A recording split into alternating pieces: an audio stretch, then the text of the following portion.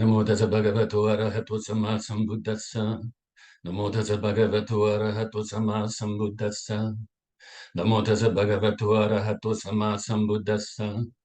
Buddham Saranam Gacchami, Dhammam Saranam Gacchami, Sangham Saranam Gacchami, Dutiyampi Buddham Saranam Gacchami, Dutiyampi Dhammam Saranam Gacchami, Dutiyampi Sangham Saranam Gacchami, Tatiyampi Buddham Saranam Gacchami, Tatiyampi Dhammam Saranam Gacchami, Tatiyampi Sangham Saranam Gacchami. Namo Buddhaya, Namo Dharmaya, Namo Sanghaya. Namo Buddhaya, Namo Dharmaya, Namo Sanghaya. Namo Buddhaya, Namo Dharmaya, Namo Sanghaya. I take refuge until I am enlightened in the Buddha, the Dharma, and the Sangha. Through the positive potential I create by practicing the 6 paramitas, may I soon attain enlightenment in order to benefit all sentient beings. I take refuge until I am enlightened in the Buddha, the Dharma, and the Sangha. Through the positive potential I create by practicing the 6 paramitas, may I soon attain enlightenment in order to benefit all sentient beings. I take refuge until I am enlightened in the Buddha, the Dharma, and the Sangha. Through the positive potential I create by practicing the 6 paramitas, may I soon attain enlightenment in order to benefit all sentient beings. May all sentient beings have happiness and its causes. May they be free from suffering and its causes. May they never be parted from their happiness beyond suffering. May they abide in equanimity, free of bias, attachment to the near, and aversion from the far. I shall cause this. Great compassionate Buddha, please inspire me to be able to do so. Reverently, I prostrate with my body, speech, and mind, and present clouds of every type of offerings, actual and mentally transformed. I confess all my negative actions accumulated since beginningless time, and rejoice in all the virtues of all holy and ordinary beings. Please remain until cyclic existence ends, and turn the wheel of Dharma for all sentient beings. I dedicate the virtues of myself and others to the great enlightenment. However innumerable all sentient beings are, I vow to save them all. However inexhaustible my delusions are, I vow to extinguish them all. However immeasurable the Dharma teachings are, I vow to master them all. However endless the Buddha's way is, I vow to follow it completely. Om Mani Padme Hum. Om Mani Padme Hum. Om Mani Padme Hum. Tayata Gate Gate Parasam Gate Bodhisoha. Tayata Gate Gate Parasam Gate Bodhisoha. Tayata Gate Gate Parasam Gate Bodhisoha. So I hope you're all well now, as well as can be. And let's do a spot of meditation to release the tension in the body initially, then some breath meditation to improve our concentration, and then loving kindness meditation to increase our loving kindness and compassion as well, and leading us to create the conditions we need to develop the supreme wisdom, or to realize the supreme wisdom, I should say. Okie dokie. So get yourself in a comfortable position. And gently close your eyes, lips gently touching, tongue resting on the upper palate in the mouth. Shoulders nice and upright, but nice and relaxed too.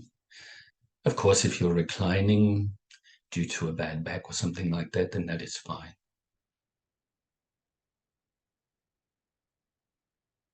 For those of you that are sitting, either on a chair or on the floor or on a cushion, then it's good to keep your back upright, but not rigid. Have your neck just slightly tucked in, or your chin just slightly tucked in, to keep the back of your neck straight and still. And then, of course, having this upright position helps your lower back as well, especially when you put a cushion, a little bit of a cushion underneath it or something like that. Some people prefer to meditate on the flat ground. I always like to have just a little bit under there, like the Buddha did, you know, when he, the night of enlightenment, had some kush grass underneath his bottom to help to keep that lower back straight. So bring your mind inside your body, and we will release whatever tension we can release, starting at the bottom of the body, working way up to the top, releasing the tension as you go.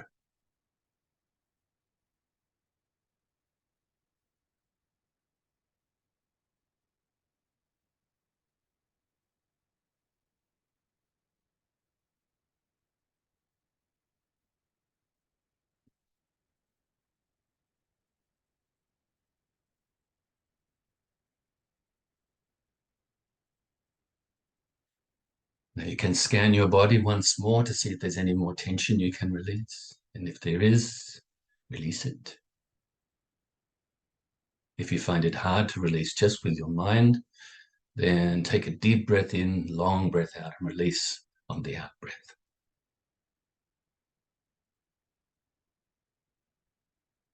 Now, when you are ready, place your mind at the tip of your nose initially. And the object of the meditation, as per usual, is the feeling of the breath as you breathe in your nose, past your throat, past your chest area, all the way into your lungs.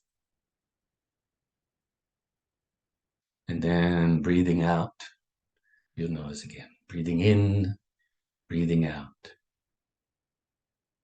Being here physically and breathing is all we have to do with our body right now. And placing the mind on the breath and then replacing the mind on the breath if you become distracted or dull mentally. That's all we have to do mentally right now. Quite simple, uncomplicated. So now let's be kind to ourselves even more and do some of this meditation, anapanasati, mindfulness of the breath. If your mind, like I said, if it become distracted, having some sort of thoughts arise or some mental feelings arise and so on, don't cling to them, don't grasp at them, don't try to force them away either, don't deny them, but simply and naturally replace your mind back onto your breath. Let them go and replace your mind back onto your breath. And if your mind becomes dull or sleepy, then replace your mind onto your breath more brightly. This is the process. So let's practice like this in silence for a little bit.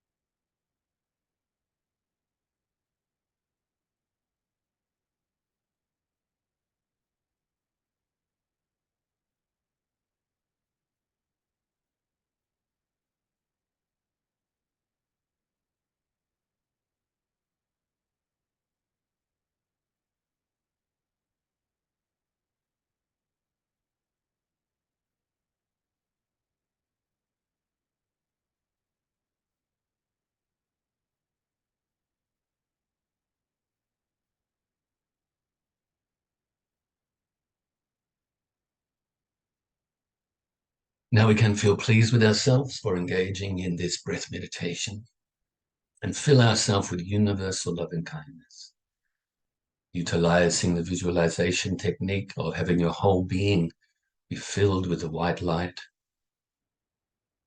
or white nectar.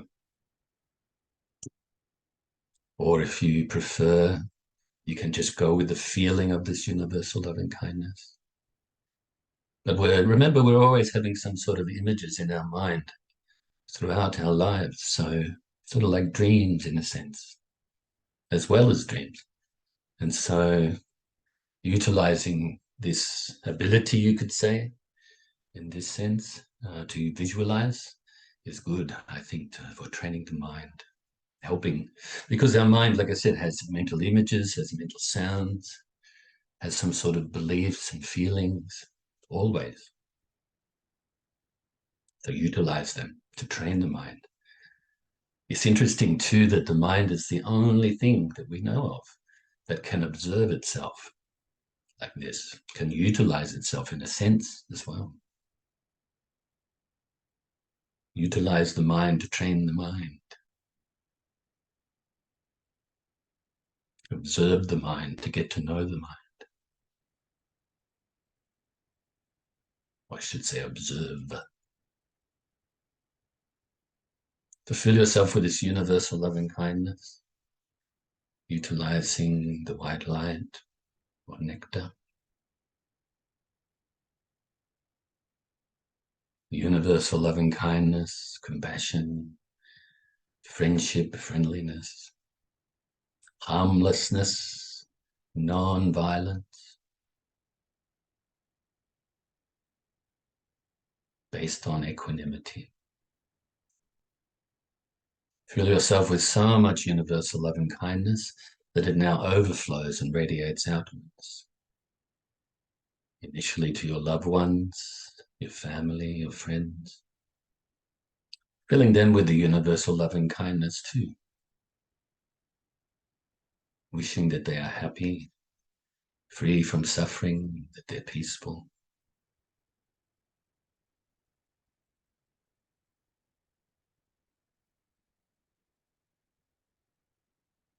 Now also include those you may regard as strangers, whether you know them a little or not at all.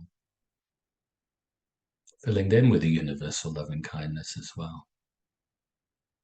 May they also be happy, free from suffering, and be peaceful.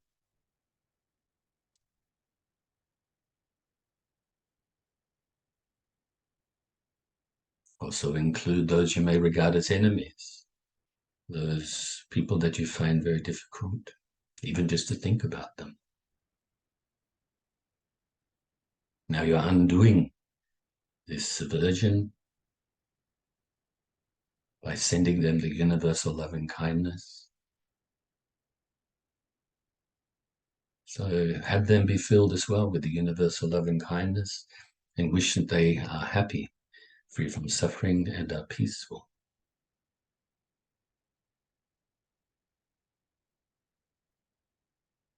Now we can spread this loving kindness, radiate it outwards, distance-wise, including all living beings now, not just people. All the living beings that are around your immediate area, the ones that walk on the land, live on the land, under the land, fly through the air, live in the waters, the ones born from wombs, eggs, moisture, or through transformation. Have them all be filled with the universal loving kindness.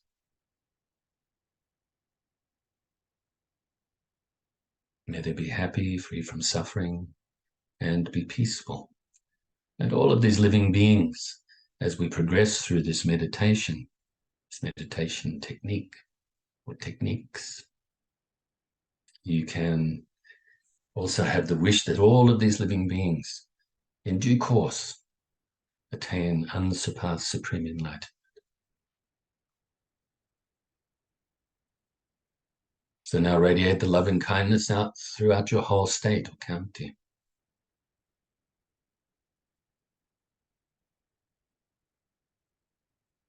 and all of the states and counties throughout your whole country, to all living beings. If you consider animals and insects, which is really the only other realm other than the human realm that we can perceive with our eyes, isn't it? Even though there are many other realms, the heavenly realms, the Asura realms, the hungry ghost realms, the hell realms, as well as the different levels of all the heavens, the formless, the form, the desire, all of these heavens as well. But it is only the human realm and the animal realm, which includes insects, that we can perceive with our eyes and ears and so on and so forth in our condition at the moment. But we can think of all the other possibilities as well as we radiate our love and kindness out further and further. So if you consider that there may be some animals that you have an affinity towards, easy then, just like the people that we love, to extend love and kindness. Maybe you have to try a little bit more with the animals that you don't really know about, maybe just a little bit, those ones you don't know about at all, and then those ones that you may fear, not like for whatever reason. Extend the love and kindness to all of these beings.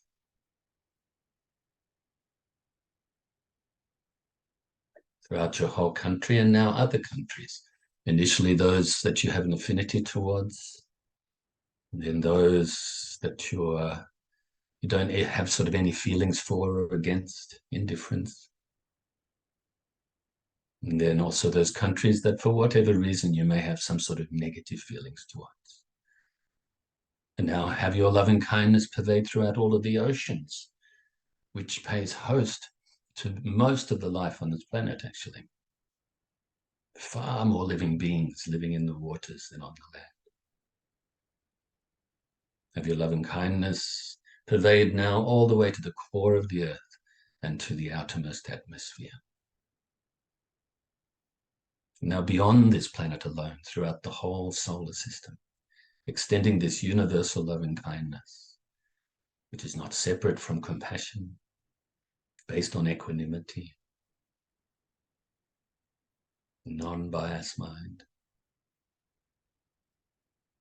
And throughout all of the solar systems, throughout the galaxy, and all of the galaxies throughout the universe, and beyond, until your loving kindness, this immeasurable loving kindness, pervades throughout infinite space.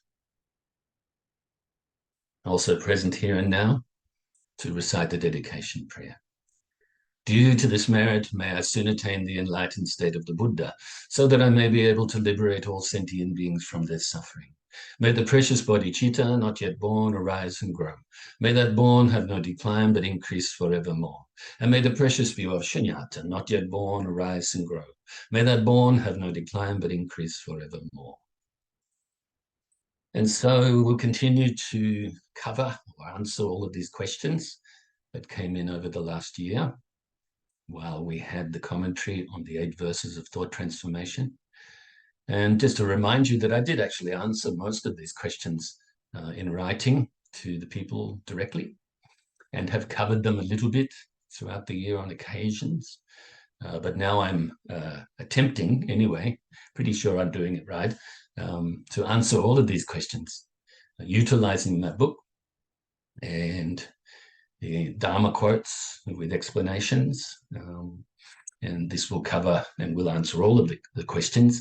And like I said before, a little bit of variety for you, a little bit of a different way of just of answering questions, not just doing it question, answer, or putting them into blocks, answer that. You know, for instance, the law of karma, questions related to that, and speaking about that.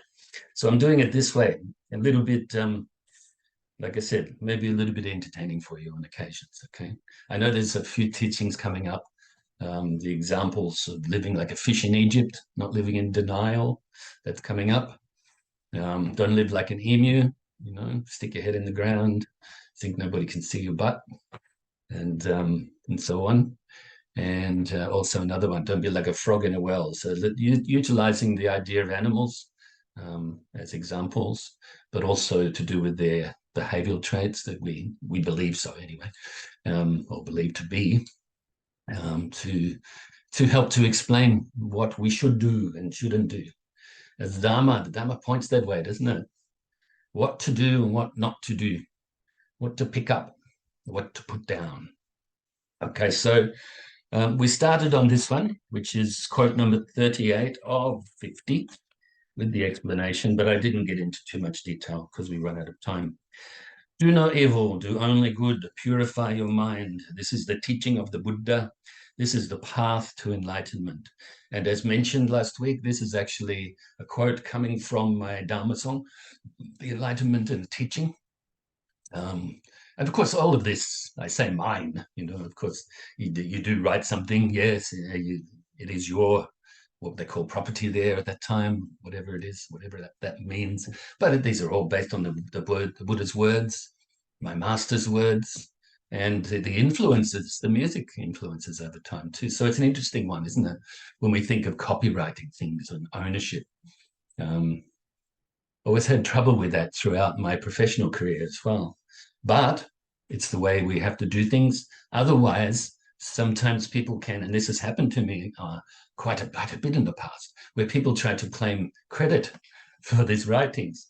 And so to help them as well not to do those things, then you should do this, put the ownership on it, I guess. But don't think about that in our own mind. I own these words. Somebody said this, they owe me money. It's kind of nonsense, really, in the big picture. So do no evil, do only good, purify your mind. This is the teaching of the Buddha. This is the path to enlightenment. The explanation: avoid activities of the mind, body, and speech that cause harm and trouble. Engage only in activities of the mind, body, and speech that are helpful and bring benefit to all. Be moral, practice both calm abiding meditation and penetrative insight meditation, and train your mind to be pure.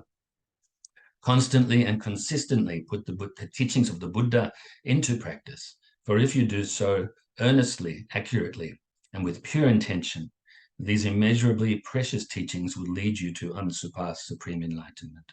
That's why I alluded to that in the meditations. Not only do we wish that the beings have happiness and cause the happiness, free themselves from the causes of suffering and therefore avoid causing suffering, and they are peaceful, but we want them to attain enlightenment. This is the bodhicitta intention. And so that's why I mentioned that during that meditation, because I knew it was coming up here. Leading all living beings to unsurpassed supreme enlightenment.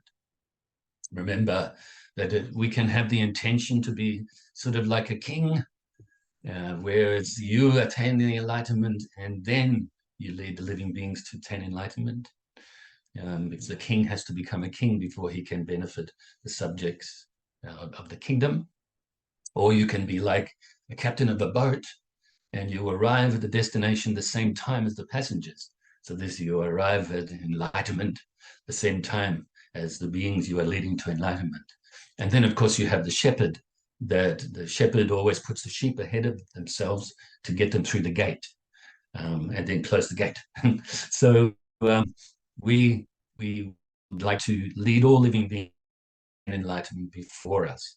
Now, all of these are equal, doesn't matter. But these are just examples to develop the bodhicitta intention, practice it, and then realize it, okay? Then, of course, the ultimate bodhicitta is the ultimate goal, which means enlightenment. So that's the wisdom, unified and perfected, or perfected and unified with the compassion. Okay, so with this, with these methods taught by the Buddha to lead towards enlightenment and to enlightenment. Okay, so this I'm mentioning here. You could say that the Buddha's mentioning here: do no evil, do only good, purify your mind. This is the three high trainings of morality, meditation, and wisdom, and they relate, of course, to the Eightfold Path. The first one says, do no evil. Basically, this means that we should be moral, not immoral. It means to practice the right speech, right action, right livelihood. Do only good relates to the meditation practice and training the mind this way. and relates to the right effort, the right mindfulness, and the right concentration. And then purify your mind or train your mind relates to wisdom. Purify your mind. When it's totally pure, the wisdom is already there. It's like cleaning the window again. You must clean the window because right now it is dirty, but the dirt is not part of the window. So these mental afflictions that affect us, dirty our mind, you could say, are not actually part of the mind. And so to purify like this, we must practice and develop right understanding and right thoughts or intentions. Okay. So that's the 3 higher trainings. But I mentioned here too the meditation. So practice calm abiding meditation, which is what we do in the class. Calm abiding, samatha is the Sanskrit and Pali word. Samatha translated as calm abiding or the mind abiding in calmness. This is to develop one-pointed concentration. This coming under this is anapanasati, so mindfulness of the breath, and other techniques or other objects, I should say, to utilize this technique with. You could focus on something outside, even a candle, a fire, water, inside as well, different parts of the body, and so on. Okay, but generally, I think the most practiced of these objects or utilized of these objects is the breath. It also brings the mind inside the body. So it's great. It is also said to be the meditation the Buddha actually practiced on the night of enlightenment. And also, we can contemplate it even, can't we? Think about that. And that's what they say as well. Practice penetrative insight meditation or vipassana. We can contemplate the breath coming and going, never staying the same for a moment, can realize impermanence, the nature of everything being unsatisfactory or having the nature of being unsatisfactory, and also no self, emptiness of self. Okay, so we must practice consistently and constantly, put these teachings into practice. Doesn't matter what you're doing in life, you should practice consistently and constantly, okay? When you do this, it's like when you're practicing Dharma, you're not really taking your mind off other things you need to do, if you need to do them, but you keep the mind upright. You keep the mind virtuous. If you find that you get a little angry at something or someone or whatever, then recognize at that time. That means you're practicing Dharma, isn't it? Letting it go, purifying. Keeping your mind away from being, you say, evil or bad or whatever. Keeping it good, concentrated, practicing, and also working your way to purifying the mind. So avoid the activities of the mind, of course, what they lead to, which is body and speech, that cause harm and trouble, that are based on ignorance, attachment, and aversion, and adopt, once again, what to pick up, what to put down. So you engage in the activities of the mind, body, and speech that are helpful and bring benefit, not just to yourself, but to all beings, okay, as much as possible. What to put down, what to pick up. Then you are constantly and consistently practicing a Dharma. Okay, so that'll do for that. The next one says this is one of those kind of cryptic ones again. Do we remember our previous lives and in what culture we were born? So in a sense, this is like, it's my own words, but it's almost like a traditional koan, okay, practicing the Chan or Zen Buddhism. Kung Ang, okay, as well is another way to say it. Okay, so they're really kind of unanswerable questions.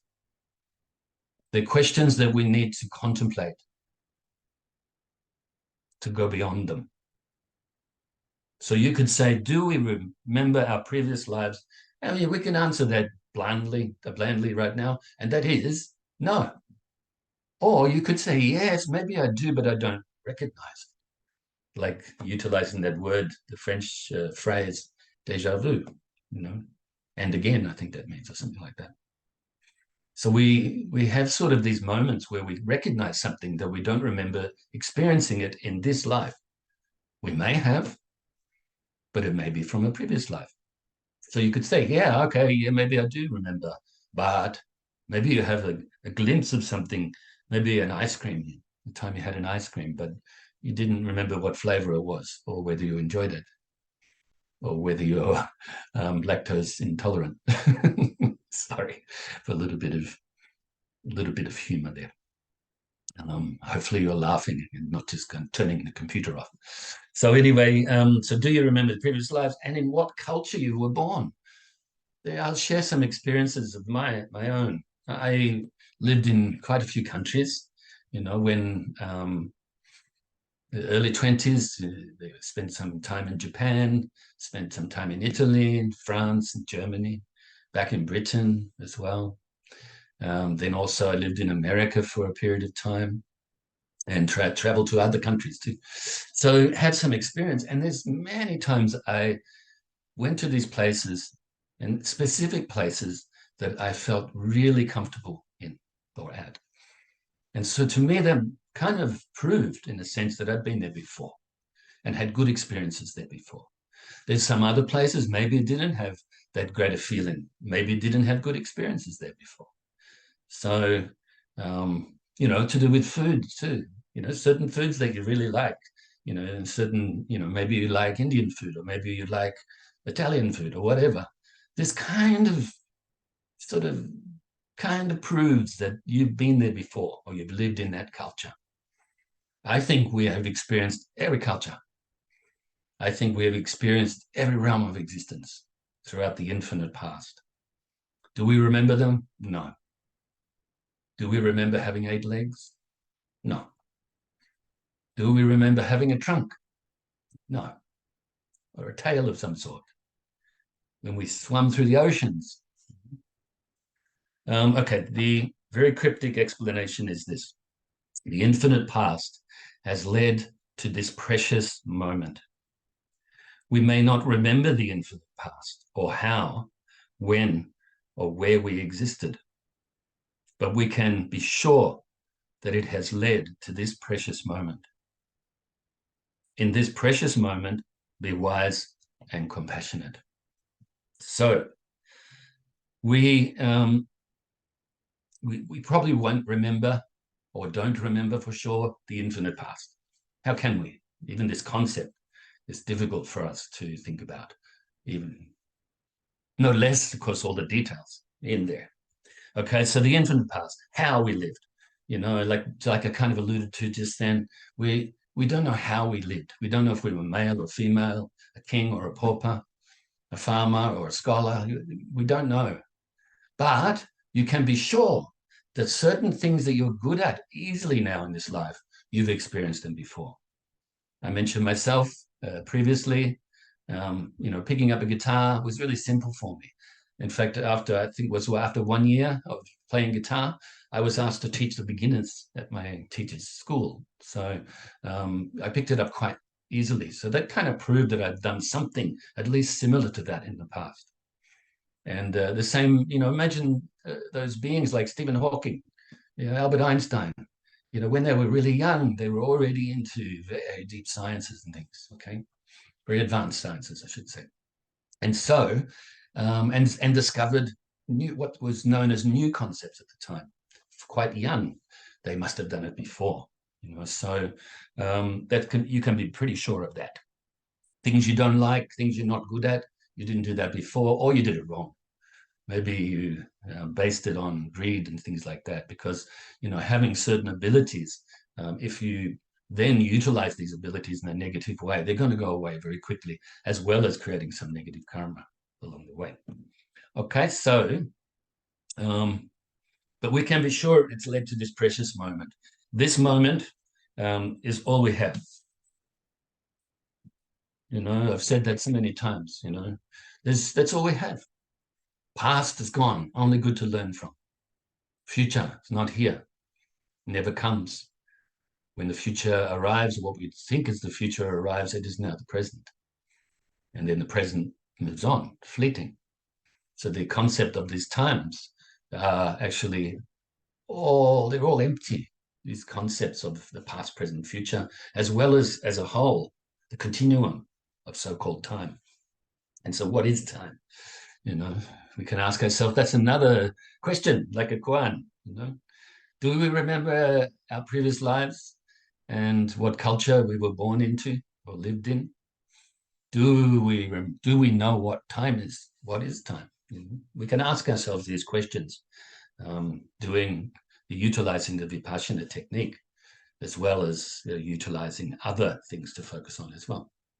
And so in this precious moment, be compassionate and wise. So that's, I guess, in this teaching is the instruction. Replace any dislike or any aversion, any hatred, anger, and so on. Replace it with compassion, with kindness. Whatever ignorance we have right now, work our way patiently with great effort towards uprooting it. You could say replacing it with wisdom. So in this precious moment, be compassionate and wise. Why not? Do you want to cause suffering in this moment? I don't think so. Do you want to cause happiness in this moment? I think so. Do you want to work your way towards freeing yourself from all suffering and becoming what we call enlightened, unveiling our enlightened nature? I think yes. Sometimes, though, I think we convince ourselves as human beings that this is just the way I am, I can't do it. Of course you can. It's your true nature, is enlightenment. So in this moment, be compassionate, kind, friendly, and also wise. Right now, of course, it's kind of say relative wisdom, but working our way towards the ultimate wisdom. I rejoice in your meritorious goodness, as always. I look forward to seeing you next week. I hope you've enjoyed today's class. And